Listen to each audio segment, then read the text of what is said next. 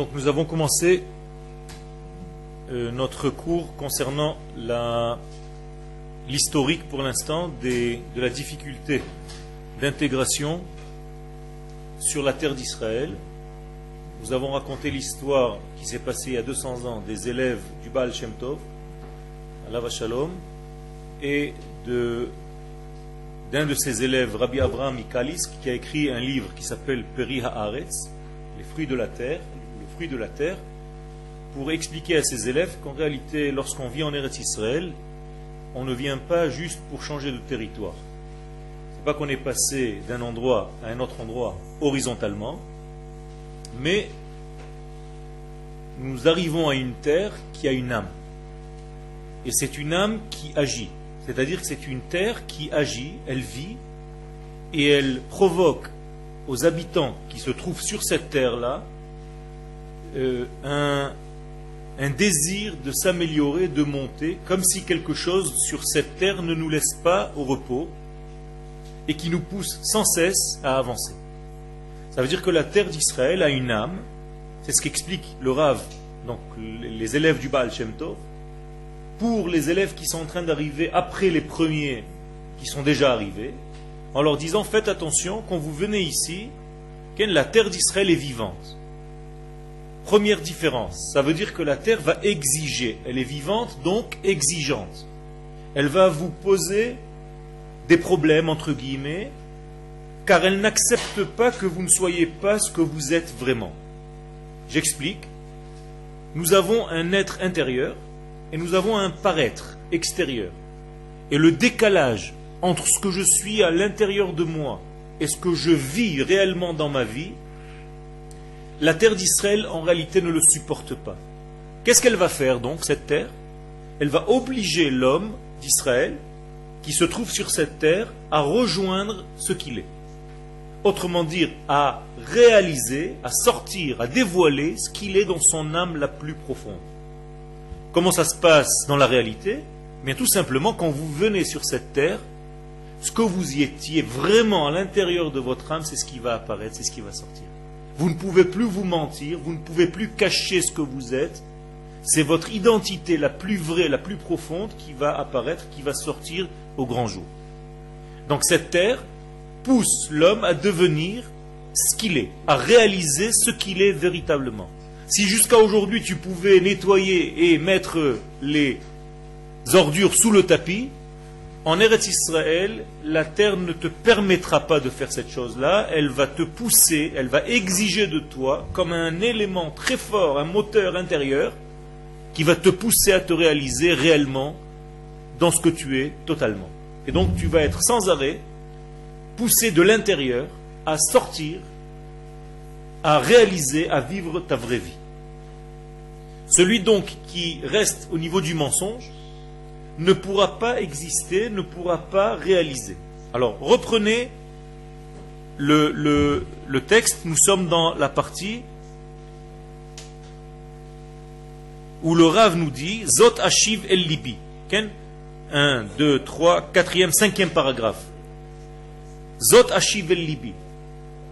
Qu'est-ce que ça veut dire Zot Ashiv El Libi? Ça c'est le livre, donc Peri Haaretz, du Rabbi Avraham Mikalisk, de Rabbi Menachem Mendel, qui nous dit Zot Ashiv El Libi. Qu'est-ce que ça veut dire Zot Ashiv El Libi? Traduction littérale, voici ce que je réponds à mon cœur. Qu'est-ce que c'est que cette expression que le Rav utilise ici? Mais tout simplement, c'est l'expression de la Teshuvah. Car dans le verset de la Torah qui parle de la Teshuvah, le verset dit clairement Ve'haya hayom ve'hashevota el levavecha. Qu'est-ce que c'est que la Teshuvah? C'est de revenir au cœur. Écoutez bien, revenir au cœur. Autrement dit, jusqu'à maintenant, tu n'étais qu'un cerveau. La Teshuvah te force à revenir aussi à ton cœur. Tu n'es pas une machine à étudier la Torah, tu es un cœur, donc tu es un être formé d'intellect, mais aussi de sentiments, et tu ne peux pas séparer, tu n'as pas le droit de séparer les mondes. Donc la Teshuvah, c'est de revenir à un élément naturel, et donc à faire descendre la sagesse divine au niveau de mes ressentis, de mon cœur et de mes agissements. Donc, Zot Hashiv el libi, le Hashiv upne hakavod, et ça je le fais par rapport à l'honneur que je fais à Dieu. Kadosh Baruch Hu s'appelle Kavod, Baruch Kevod Shem Malchuto Leolam Vaed. L'école Shoel ou Mevakesh, pour qu'il y ait une réponse claire pour ceux qui demandent Lishkon Kvod Ba'eretz Akdosha, pour venir habiter sur cette terre de sainteté, la terre d'Israël. Moda'a Rabba Lida ou Lehodia et Haaretz Mahi. Première des choses que je vous demande, mes chers élèves, dit le Rav, c'est de connaître et de faire passer cette connaissance de la terre d'Israël. Donc, Da et Artsecha. Il faut que tu saches qui est ta terre. Tu es venu en terre d'Israël, est-ce que tu connais cette terre? Elle a une identité, on vient de le dire tout à l'heure. C'est une épouse, ce n'est pas une maman, c'est une femme. La terre d'Israël n'est pas notre mère. Ce n'est pas notre mère patrie. Nous ne sommes pas nés sur cette terre. La création du peuple d'Israël s'est révélée en Égypte. Ça veut dire que notre maman est égyptienne, mais notre épouse est Israël. Vous avez compris? Il y a une grande différence. Si tu continues à maintenir ton vécu en exil, Égypte, ce n'est pas seulement le pays d'Égypte. Les sages nous disent que tous les exils s'appellent Égypte. C'est une manière de globaliser tout ce qui est en dehors d'Eretz Israël. Si tu continues d'habiter en dehors d'Eretz Israël, de cette terre d'Israël, c'est comme si tu faisais un complexe d'Oedipe. Tu reviens dans le ventre de ta maman. Tu n'as pas encore grandi, tu refuses de quitter les jupes de ta maman, et en réalité, donc, tu restes collé à tous les pays auxquels tu étais attaché. Tu as l'impression que ton identité vient de là-bas. Chas v'shalom. Moralité, l'Égypte nous a enfantés, nous sommes sortis comme d'un ventre d'un gros animal qui s'appelle Égypte. Les sages nous le disent. Comme un bébé, un fœtus à l'intérieur d'un gros animal, d'une béhéma, d'un veau, d'un bœuf, d'une vache. Et pourquoi? Parce que l'Égypte ne représente pas en fait un degré humain. Donc nous sommes sortis d'un degré très très bas. Mais la terre d'Israël devient une femme, plus une maman. Ne considérez jamais la terre d'Israël comme votre mère, ce n'est pas la mère patrie. C'est votre épouse. D'ailleurs, le terme que la Torah utilise pour parler de notre venue sur cette terre est le même terme que l'homme doit avoir par rapport à son épouse lorsqu'il se marie. Le terme en hébreu est bi'a. Bi'a qui veut dire un rapport intime. Il y a trois manières d'acquérir une femme. Masechet Kiddushin, Kesef, Shtar et Bi'a. Bi'a veut dire un rapport intime. Le terme est clair. Ki tavo'u el haaretz. Lorsque vous venez sur la terre d'Israël, c'est comme si vous aviez un rapport avec votre épouse qui s'appelle la terre d'Israël. Comprenez ici qu'il y a un changement de niveau. Nous ne sommes plus dans un niveau de maman-fils, mais d'épouse à épouse. D'époux à épouse. Ça veut dire d'homme par rapport à sa femme. Et donc la terre d'Israël joue un autre rôle. Quelle est la différence? C'est que j'ai un libre arbitre que je n'avais pas en tant que maman-fils. Je ne peux pas me sauver de ma mère, c'est ma mère. Mais je peux quitter ma terre comme je peux quitter ma femme. Donc ça m'oblige à chaque instant de la choisir à nouveau. Donc la terre d'Israël ne peut pas supporter l'habitude. Elle ne supportera jamais l'habitude. Il va falloir que tu te battes tous les jours pour reconquérir cette femme qui est en fait la terre d'Israël, comme pour conquérir le cœur d'une femme. Ne t'habitue jamais, car cette femme va te jeter. La femme, d'une manière générale, et là on rentre dans un degré psychologique, ne supporte pas, quand vous allez vous marier, que vous soyez avec elle par habitude. La femme demande, elle exige au fond d'elle un renouveau. Et si tu ne sais pas te renouveler, cette femme vieillit et ton couple devient malade. Sur la terre d'Israël, notre couple homme-terre, peuple-terre, est un couple qui doit se renouveler, se régénérer, comme Akadosh Baruch Hu sait le faire tout le temps. Hamechadesh betuvo bekol yom tamid maaseh bereshit. Donc si tu veux ressembler à Dieu, il faut tout le temps que tu impressionnes cette terre, que tu lui donnes de la nouveauté, et sans arrêt que tu lui prouves que tu l'aimes. Donc elle va te mettre à l'épreuve, entre guillemets, pour savoir si véritablement tu tiens à cette terre ou c'est justement quelque chose de superficiel et tu mens. Vous comprenez comment cette relation, donc ma relation avec ma terre est une relation éthique, donc morale, qui exige de moi en fait un choix continuel, répétitif, chaque jour, de cet amour et que je lui prouve que je l'aime et que je veux rester avec elle. Da et artsecha. Maintenant, vous comprenez pourquoi le terme est da. Qu'est-ce que c'est da? Est-ce que tu peux fermer la porte, s'il te plaît? Qu'est-ce que c'est le terme da dans la Torah? Non, pas savoir. Connaître. Mais connaître dans le sens? Non, pas d'une manière journalistique, information. Mais se marier. Ve'adam yada et chava vatahar vateled. L'homme a connu sa femme et elle était enceinte pour engendrer Caïn. D'accord? Donc connaître dans le langage de la Torah, c'est pas savoir une information sur quelque chose. C'est se connecter à cette chose-là pour n'en faire qu'un. Donc da et artsecha, qu'est-ce que ça veut dire? Connecte-toi avec cette terre pour n'en faire qu'un. C'est ce que le Rav Kook nous dit dans Oroth. Eretz Israël einena davar chitzoni kinyan chitzoni lauma. La terre d'Israël ne pense surtout pas que c'est quelque chose d'extérieur, d'étranger, juste pour que le peuple d'Israël vienne s'installer ici parce que c'est plus facile d'aller ici qu'en Ouganda ou ailleurs. Non.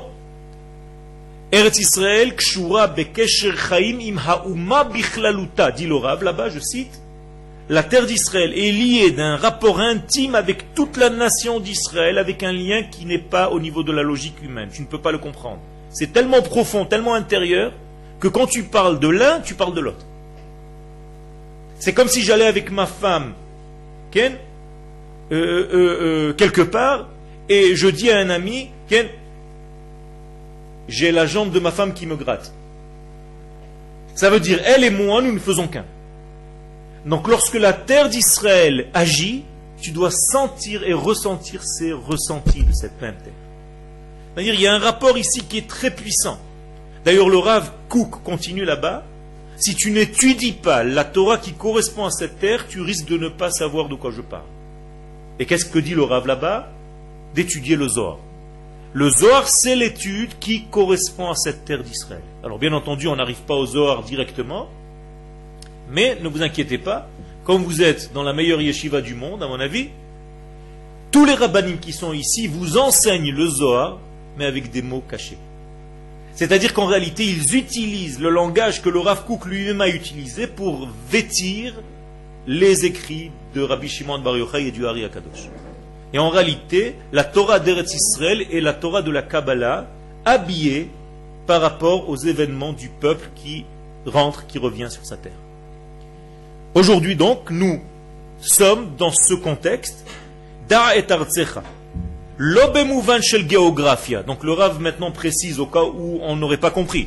Je ne te demande pas de connaître cette terre au niveau géographique, ve'agdarat prachim ve'charakim, que tu commences à me définir les fleurs qui poussent sur cette terre et les animaux qui vivent. El hayediat haaretz mitzad mahuta. Je te demande, c'est la lettre qui a été retrouvée, qui parle à ses élèves. Je vous demande, mes chers élèves, dit le Rav, de connaître cette terre au niveau de son essence la plus profonde. Mahuta. En hébreu, mahut, mahu.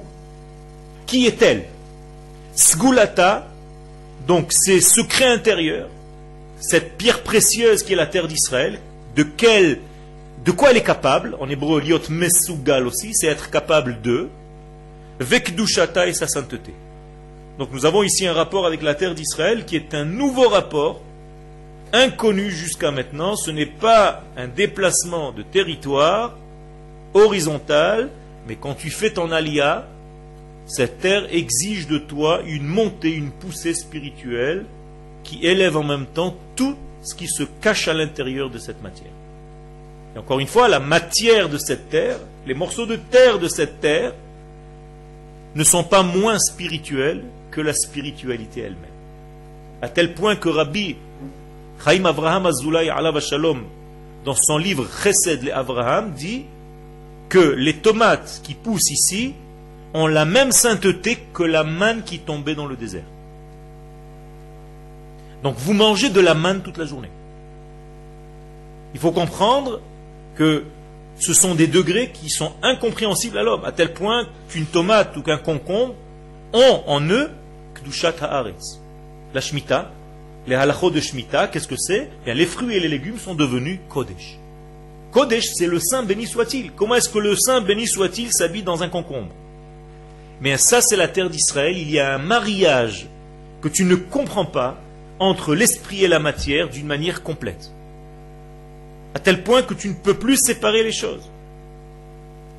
Ou mitorkach, lorsque tu vas arriver à cette compréhension, dit le Rav, Havanat hakesher shelanu imma, on va comprendre notre lien avec cette terre, vehagilgulim hashonim ha'ovrim alenu, et toutes les péripéties qui nous sont passées par-dessus la tête, ad she'anu nihiyim be'emet, jusqu'à ce que nous devenions réellement Bnei Heichala de Malka Kadisha, c'est un terme du Zohar qui s'est introduit, jusqu'à ce que nous devenions ce que nous sommes vraiment, les fils Bnei Heichala du sanctuaire, de Malka Kadisha du roi saint béni soit-il.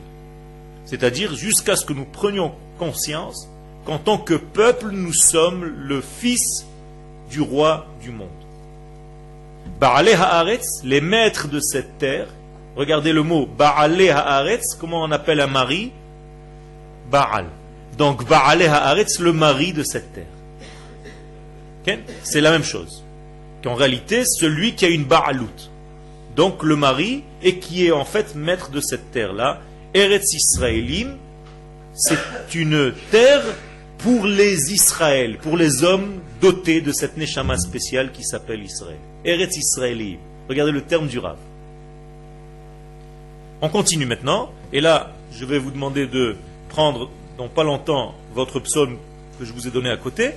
Amrou Chazal b'midrash shocher tov. Donc le midrash nous dit, Bepasuk, Ratzita Hashem artsecha. Dieu, tu as voulu cette terre. Qu'est-ce que ça veut dire tu as voulu? Ce n'est pas un langage du passé, c'est un langage continu. Tu as toujours voulu cette terre. En hébreu, l'irtzot, c'est ratson. Ratson, c'est le désir, la volonté. Donc, Akadosh Baruch Hu hofech umehapech vemistakel venoten einav ba'at shetirtse et ma'asea. Regarde ce que dit le Rav ici, extraordinaire. Akadosh Baruch Hu tourne et retourne cette terre comme s'il a malaxé jusqu'à ce qu'il lui donne, il projette son regard, il met son regard en elle, jusqu'à ce qu'elle devienne selon son désir. C'est-à-dire, il façonne la terre pour qu'elle devienne divine. Elle va réagir comme le divin ici-bas. Extraordinaire. Ça veut dire que la terre devient vivante. Dieu a introduit en elle une puissance, une force, à tel point qu'elle véhicule une énergie et qu'elle change les habitants qui se trouvent en elle. D'où est-ce que vient ce verset Ratzita Hashem Artsecha? Dieu, tu as toujours voulu cette terre. De ce fameux Tehilim, Tehilim 85. 85, c'est le nom, la gematria de paix. D'ailleurs, c'est le Tehilim paix, c'est-à-dire la bouche. Or, la bouche, qu'est-ce que c'est dans le corps humain? C'est le dévoilement du cerveau. C'est-à-dire, quand j'ai une pensée qui est cachée, le premier dévoilement de cette pensée, c'est par la bouche. Donc, on appelle cette bouche la royauté, en fait, de la tête. Car royauté égale dévoilement. Je suis roi quand je dévoile mon royaume. Donc, la bouche, c'est le royaume de tout ce qui est tête. Donc nous avons ici une sagesse très profonde, on va dire que c'est la couronne Keter. Nous avons la Chokhma et la Bina, donc la sagesse et le discernement. Le Da'at, toute la connexion avec le nez qui va faire le lien entre les yeux, les oreilles et la bouche. Da'at, donc accompagnateur. Et Malchut. Malchut, la royauté, qui à l'intérieur d'elle se trouve aussi le Yesod, qui est la langue. Ce sont des secrets de Kabbalah qui se trouve au niveau de la tête. Ça veut dire que lorsque je parle, en fait, je dévoile quoi? La pensée la plus profonde qui était à l'intérieur de moi. Et tant que je ne parle pas, vous ne savez pas à quoi je pense. Car c'est très caché. Sauf vraiment si tu es à un niveau du Harizal où tu peux savoir ce que je pense avant que je sorte les mots de ma bouche. Mais si je me tais, vous ne savez pas à quoi je pense. Moralité, quand quelqu'un parle, il dévoile quoi? Sa pensée intérieure. Donc on appelle ça Malchut Pe Torah Shebe'al Pe. Vous connaissez le Patach Rabbi Shimon? Ken Patach Eliyahu. Dans Patach Eliyahu, on a vu Zachor Latov. Vous lisez des fois le Patach Eliyahu? Dans le Patach Eliyahu, il y a marqué Malchut Pe Torah Shebe'al Pe. Ça veut dire que le langage de la bouche, c'est le révélateur. Donc par la bouche, je vais dévoiler les secrets les plus profonds que j'ai dans ma tête.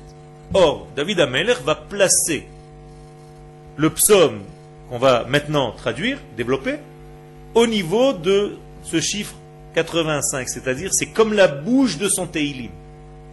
Donc David HaMelech veut nous dire par là qu'il s'agit ici d'un royaume, d'une royauté, d'un dévoilement. Alors qu'est-ce que dit ce Teilim? L'amnatzer livne korach mizmor. L'amnatzer livne korach mizmor. David HaMelech s'adresse aux fils de Korach. Qui sont les fils de Korach? Il est marqué dans la paracha qu'après la dispute qu'il y a eu entre Korach et Moshe Rabbeinu, toute cette machloket, que la terre s'est ouverte, qu'elle a avalé Korach vekol adato, une paracha plus loin est marqué Ubne Korach lo metu. Les fils de Korach ne sont pas morts. Autrement dit, même de Korach est sortie en fait une génération de tzadikim. Et à la fin des temps, Korach lui-même reconnaîtra son erreur d'avoir eu une machloket contre Moshe Rabbeinu. Alors, David HaMelech nous dit Ratzita Hashem Artsecha. Voici notre verset. C'est notre cours. Voici les 3 mots de notre cours. Ratzita Hashem Artsecha. C'est le titre même de notre cours.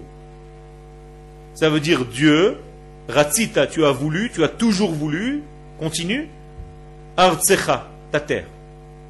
Donc, nous avons ici 2 degrés. Le dévoilement du nom du tétragramme sur la terre d'Israël. Shavta Shevut Yaakov. Quel est le lien normal de ce désir? Vous allez m'aider à traduire. Shavta Shevut Yaakov. Aidez-moi à traduire. Qu'est-ce que c'est? Shavta. Tu es revenu. Shevut Yaakov. Qu'est-ce que c'est Shevut Yaakov? Avec le retour de Yaakov.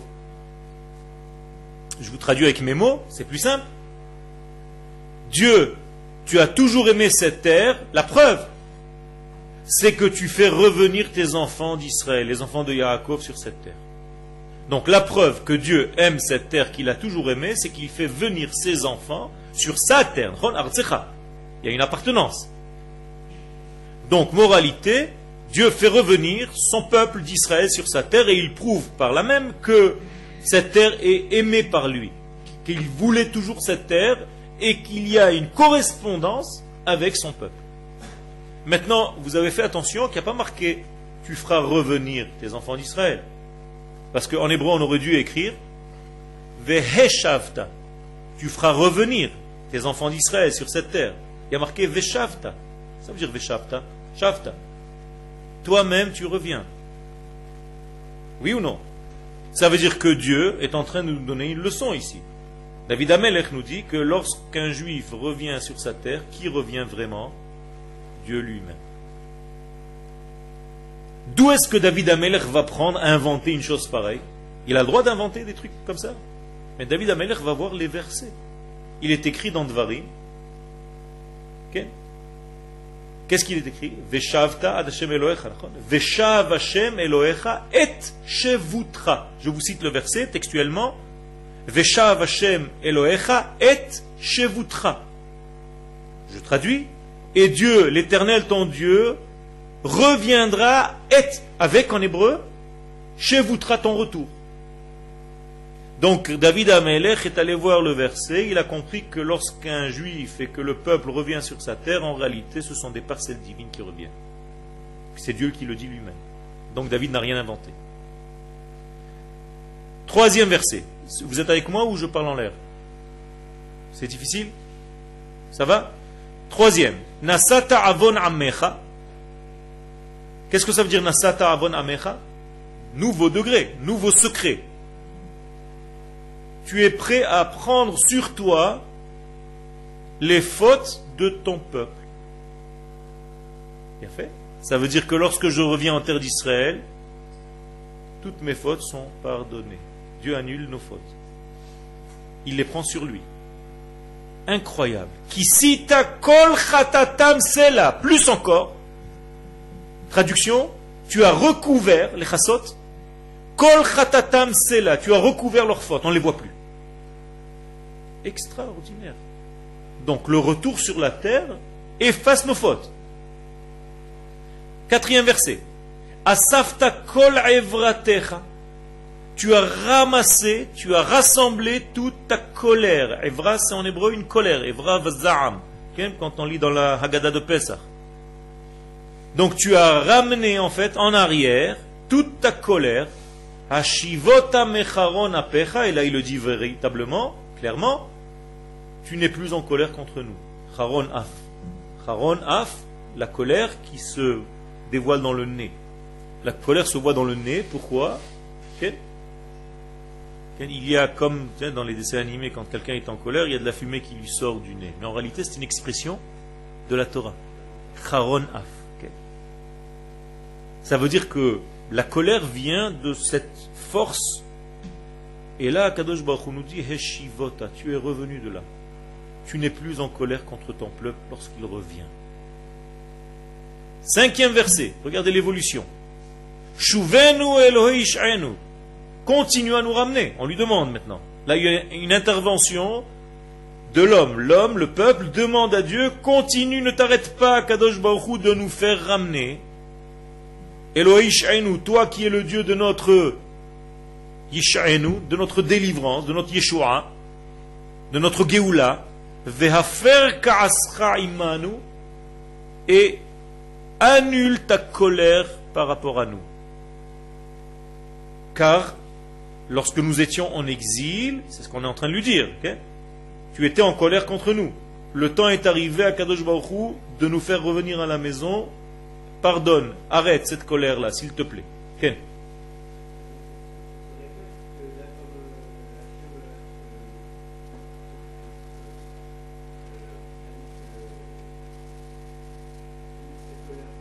Oui. Il a fait. Ça veut dire que dans les 3 premiers chapitres, dans les 4 premiers versets, c'est comme si on avait une caméra qui montre ce que Dieu, on montre ce que Dieu ressent. Dans le 5e verset, c'est le peuple qui commence à demander à Dieu ce qu'il a déjà décidé lui-même. C'est-à-dire, on donne la parole maintenant au peuple, et maintenant on ouvre la bouche et on commence à lui dire, tu sais, Akadosh Baruch Hu, ramène-nous. Et lui, il nous dit, c'est ce que j'ai déjà fait. Et on lui dit, Akadosh Baruch Hu, pardonne-nous. Et c'est ce qu'il dit, mais j'ai déjà fait, je suis en train de le faire. Mais nous, on n'est pas censé savoir. Donc il se passe quelque chose dans un monde supérieur, et nous, dans un monde inférieur, on demande en fait la correspondance. On réalise ce que Dieu est en train de faire avec nous. 6e verset, quel? Nachon. C'est pas un divorce, c'est comme si, plus qu'une séparation, c'est un moment de nida. D'ailleurs, on le dit dans la Megillat Echa, Ken haïta le nida. Jérusalem était comme une nida. Qu'est-ce que ça veut dire? Un éloignement qui est limité dans le temps. C'est-à-dire le jour où la femme n'est plus nida, le mari revient. Mais c'est exactement le même rapport. Donc tu vois ici qu'il y a un rapport homme-femme. Donc la femme était nida ponctuellement, momentanément. Le temps est arrivé maintenant de transformer cette nida. Maintenant elle est mouteret. Elle va rentrer au mikvé. Comme dit le prophète, je vous jetterai de l'eau, vous allez vous purifier. Et donc on revient à cet état d'être permise à son mari. C'est pour ça que pendant 2000 ans, le texte dans Yecheskel 36 dit, la terre ne donnera jamais de fruits pendant 2000 ans. Toutes les peuplades qui étaient là, tous les gens qui ont essayé de faire quelque chose avec cette terre, rien du tout. Sèche. Pourquoi elle ne donne des fruits qu'à ses enfants, en réalité, qu'à son mari, entre guillemets. Okay. Et le verset le dit, Ken ve'atem harei Israël anfechem titnu piriyechem tis'u le'ami ki karvu lavu. Commence à donner, toi, la terre d'Israël avec tes montagnes, tous tes fruits, parce que le peuple d'Israël est en train de revenir. Et la Gemara dans Sanhedrin va dire une chose extraordinaire, tu n'as pas de fin des temps aussi claire que celle-ci, dit Rashi, dans le Rabbi Yitzhak, dans la Gemara, c'est la preuve la plus flagrante de la fin des temps. Quoi? Qu'il y ait des beaux fruits sur la terre d'Israël. Ni qu'il y ait des yeshivot, ni quoi que ce soit. C'est incroyable. Incroyable. Alors, Bevadaï, on peut comprendre aussi que les fruits, ce sont aussi le ribout des Talmidei Chachamim à la dernière génération, comme aujourd'hui, Baruch Hashem, que l'essentiel de la Torah se trouve sur cette terre. Mais en même temps, ça ne sort pas du premier sens du texte, c'est-à-dire il y a aussi de beaux fruits dans les marchés, et c'en est plein. Ça veut dire qu'il y a une abondance, et au niveau matériel, et au niveau spirituel. La Torah grandit en même temps que les fruits, et les deux sont beaux. Slicha? Nachon. Alors, Yafé Meod. Donc notre relation, elle est un petit peu complexe. Nous sommes femmes par rapport à Dieu et mari par rapport à la terre. Donc il y a ici tout un accouplement. D'ailleurs, ça revient aussi avec le Shabbat. Quand le Shabbat, qui est un jour, a demandé à Dieu, tu as donné à chacun un couple, le dimanche avec le lundi, par exemple, le mardi avec le mercredi, le jeudi avec le vendredi. Moi, le Shabbat, je n'ai aucun jour avec lequel je peux être mari-femme. Dieu lui répond, Knesset Israël et ben Zuger. C'est l'assemblée d'Israël, ton mari. Ça veut dire nous sommes mariés avec le temps, qui s'appelle le Shabbat. Nous sommes mariés avec la terre, nous sommes mariés avec Akadosh Baruch Hu, et à chaque fois, ça change de forme. Qui est l'homme, qui est la femme? Donc, qui est le donneur, qui est le receveur dans ce lien? D'accord?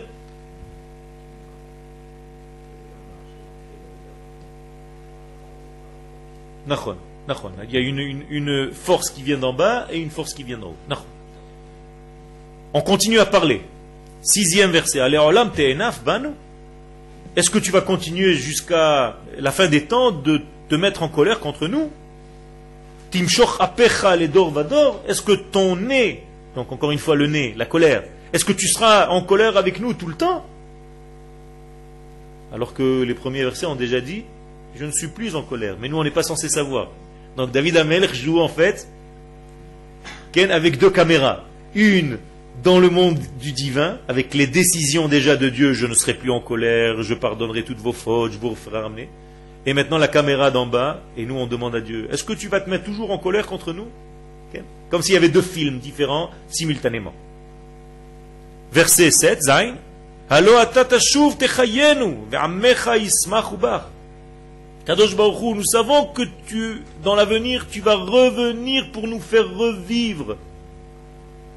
Ve'amecha yismechu bach, et nous savons que notre peuple, que ton peuple, amecha, ton peuple va être heureux avec toi comme un mari est heureux avec sa femme.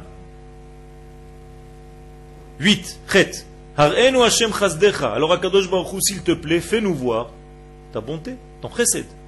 Ve'ish'acha titen lanu. Et donne-nous cette délivrance, ça suffit. Tête. Eshme'a ma yedaber ha'el. Donc maintenant on a terminé de parler. Donc il y avait 4 versets où Dieu avait décidé, 4 versets où le peuple demande, et maintenant nous sommes dans le 9e verset. Regardez maintenant comment ça marche. Eshme'a ma yedaber ha'el. Maintenant que j'ai fini de parler en tant que peuple, Eshme'a ma yedaber ha'el, j'attends ce que Dieu va me répondre à ce que je viens de lui demander. Alors Dieu, qu'est-ce que tu as à dire de tout ce que je t'ai demandé? Eshme'a, j'écoute. Hachem qui est d'Aber Shalom El Amo. Parce que Dieu, tu es censé parler Shalom, entité, avec ton peuple, Vel Chassidav, avec ses Chassidim, avec ses Talmidei Chachamim, avec ceux qui veulent faire le bien dans ce monde. Ve'al Yashuvu Lekisla. Et ils ne reviendront jamais vers le mauvais chemin. Yud, Arkarov Li'ira Vish'o. On sort maintenant.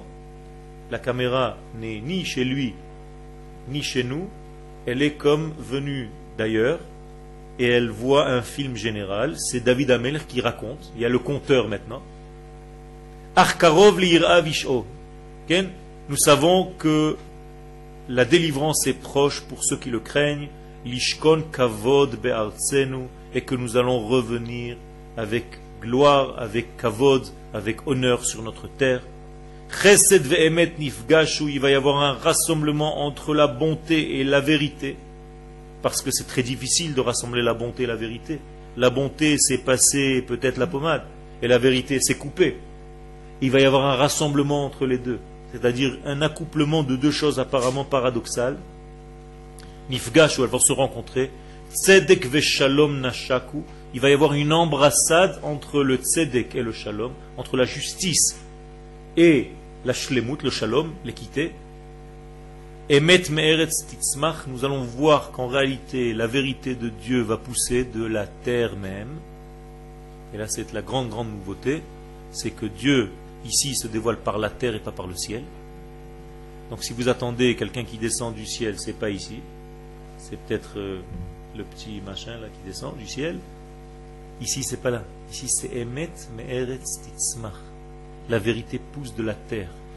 Vetzedek mishamayim nishkaf, et l'équité, la justice divine va venir comme du ciel. Donc il y a la vérité qui pousse et l'équité et la justice d'en haut. Gam Hashem iten atov, et Dieu va donc faire descendre son bien, sa bonté, ve'artsenu titen yevula, et ça va se voir réellement, c'est-à-dire ça ne va pas être du baratin. Comment est-ce qu'on va le voir que Dieu donne sa bonté? Eh bien la terre va donner yevula, ses fruits et ses légumes avec un bon œil. Il y aura beaucoup de fruits et de légumes dans les marchés. Tzedek lefanav yehalech veyasem lederech pe'amav, et c'est comme ça que nous allons voir les pas en fait messianiques qui vont arriver. Vous voyez que ce verset, que ce psaume de David Amelech est un psaume extraordinaire qui en fait prévoit les retrouvailles entre l'épouse et l'époux, entre Akadosh Baruch Hu, l'Assemblée d'Israël, et bien entendu avec la terre d'Israël. Tout ceci va nous continuer, maintenant qu'on a vu ce psaume, qui est très important, on va continuer notre texte et on va voir comment le Rav fait rentrer ce degré-là. Perek Ze Betehilim, donc maintenant que nous avons lu le Perek Tehilim, le Rav nous dit, Perek Ze Betehilim ose kulo begeulat Israël. Vous avez bien compris que ce verset de Tehilim traite entièrement de la Géoula du peuple d'Israël.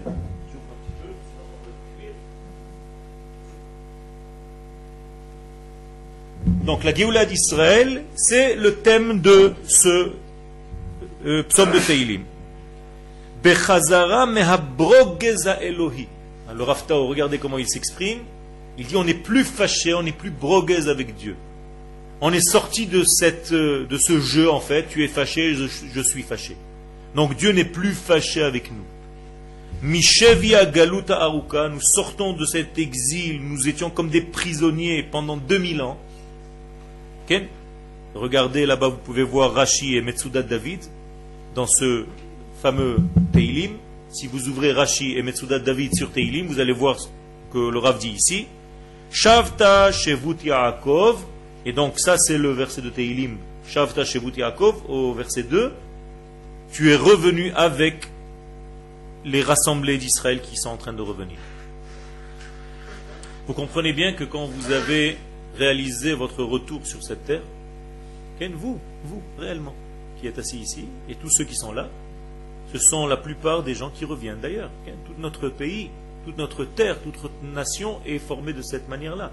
Nous sommes des revenants, dans les deux sens du terme. Nous étions des morts et nous sommes des revenants, nous sommes des morts vivants. C'est la résurrection des morts que nous avons subie. Okay? Donc Shavita Shvut Yaakov, et en réalité c'est Dieu qui revient sur sa terre. Donc la Géoula est une Géoula pour qui? Non, pas pour nous, pour Dieu. C'est la délivrance de Dieu qui fait en sorte que nous nous soyons délivrés en deuxième lieu. Okay? D'où je sais ça? Je vous invente des choses. Vous avez toujours appris que la Géoula c'était pour nous, non? Pas du tout. Qu'est-ce qu'on dit à chaque fois? Li shu'atra ki viti kol hayom. On le dit dans la Hamida, tous les jours vous priez. Qu'est-ce que ça veut dire l'Ishuatra kiviti kolayom? Akadosh Baruch Hu, j'attends ta délivrance et je l'espère toute la journée que tu sois délivré. C'est-à-dire nous prions pour que Dieu soit délivré. On lui dit Akadosh Baruch Hu, on en a marre de te voir en prison, on prie pour toi. Bientôt tu reviendras de prison, tu sortiras. C'est quoi ça? Quelle est la prison de Dieu? L'exil. Lorsque Dieu n'est pas sur sa terre, il est en exil, c'est comme s'il était en prison. Moralité, pour délivrer Dieu de sa prison, qu'est-ce que tu dois faire? Tu dois faire tes valises et venir habiter ici. C'est ça que ça veut dire. Ça veut dire ton retour en tant qu'homme ici d'Israël, c'est comme si tu avais ouvert la délivrance de Dieu lui-même. Donc, tout notre emprisonnement au niveau national, ça veut dire que notre nation était dans une prison, Animshar Kolzman Agalut, pendant tous les jours de l'exil. Sha'af et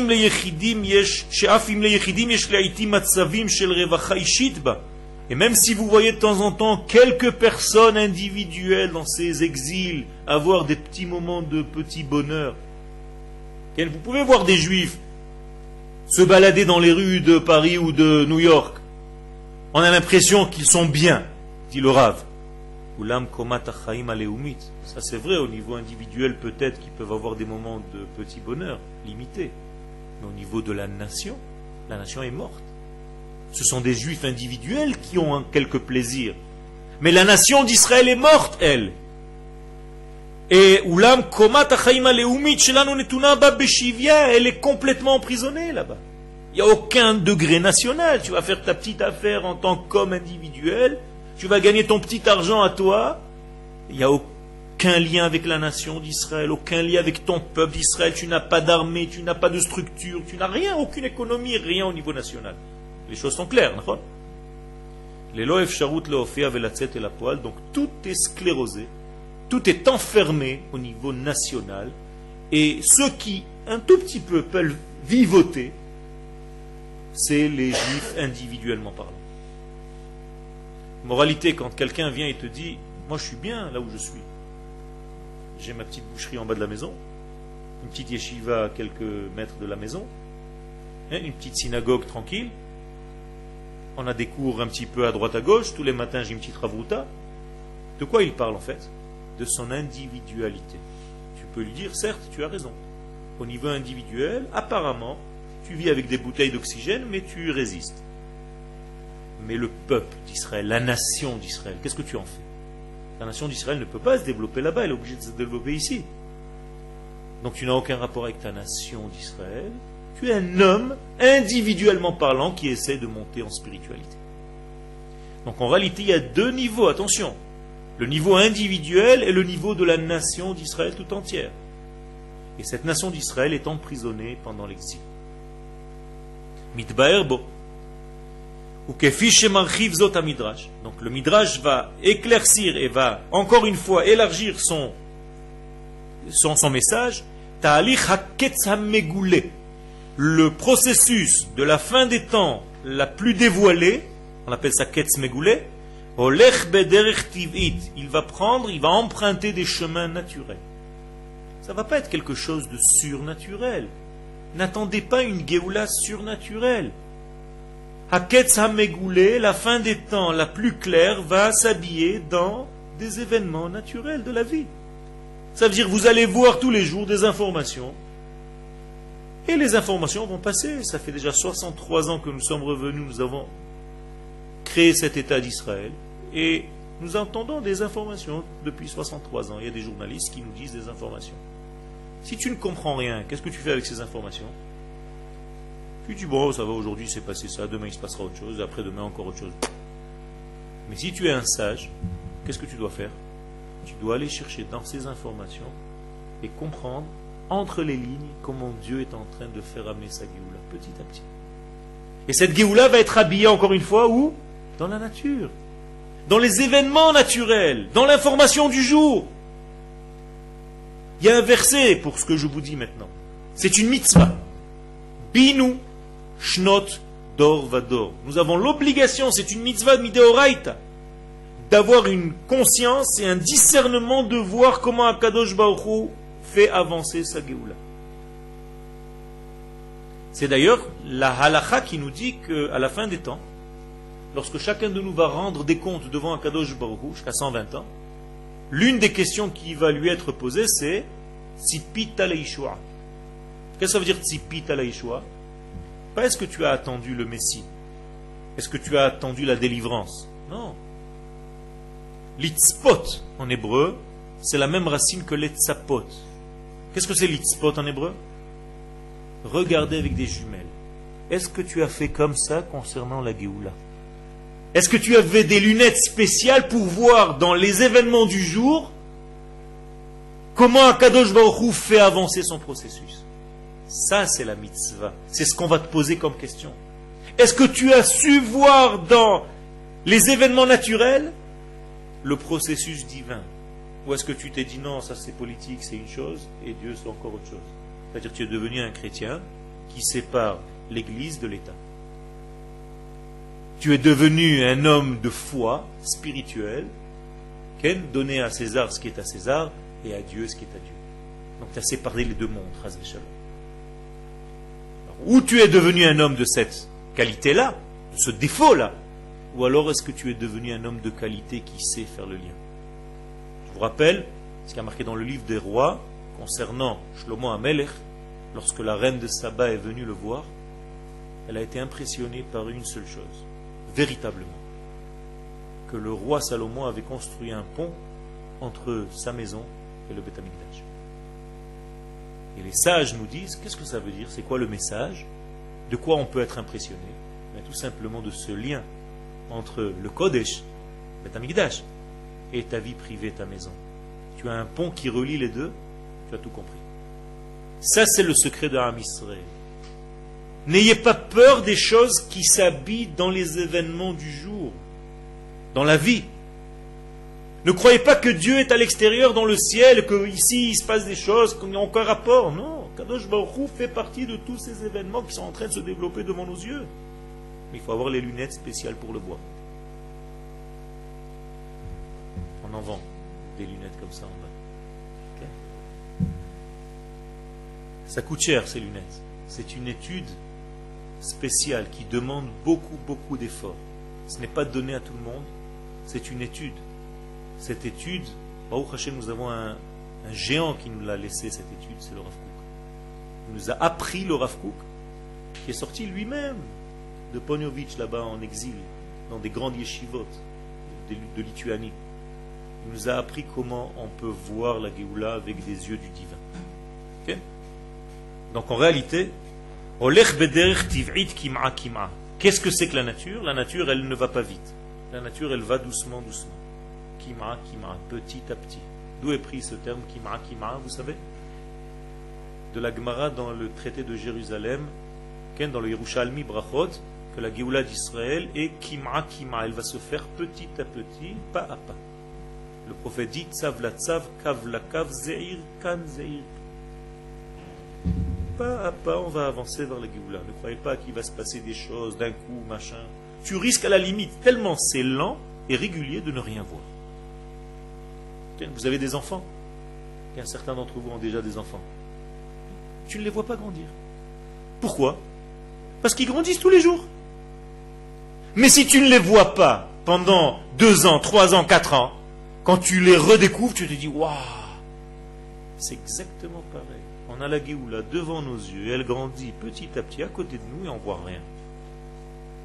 C'est pour ça que je vous dis, il faut avoir des lunettes spéciales pour voir la Géoula qui est en train de se tramer devant nos yeux.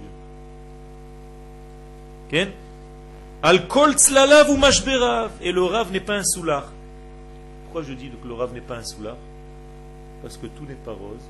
Il te dit que ce processus, il a plein d'ombres et plein de crises, plein de problèmes.